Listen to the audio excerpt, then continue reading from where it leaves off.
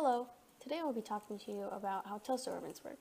But before we get into the physics behind this appliance, let's go back thousands of years to see why people started toasting their food in the first place. Back in the day, people toasted their bread on fires to remove the moisture from their bread to keep it from molding. This was originally done in Egypt, and then the Romans took the idea around 500 BC.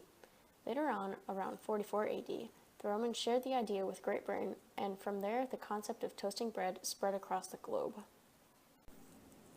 Toasting bread on an open fire was done for thousands of years, until 1905 when Albert Marsh invented nichrome, an alloy of nickel and chromium that has a high resistance value.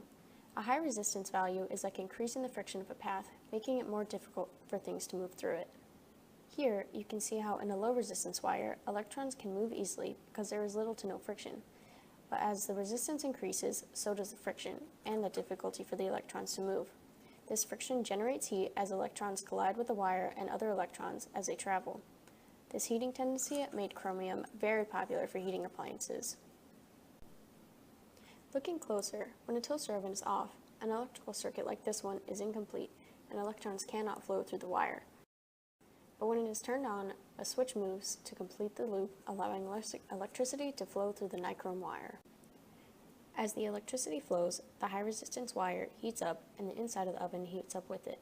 When the cook time is up, the circuit is broken and the electricity stops flowing, meaning that heat is no longer produced by the wire, and now you have a perfectly toasted piece of toast to have for your breakfast. A toaster oven like this one uses about 1,430 watts of power while in use.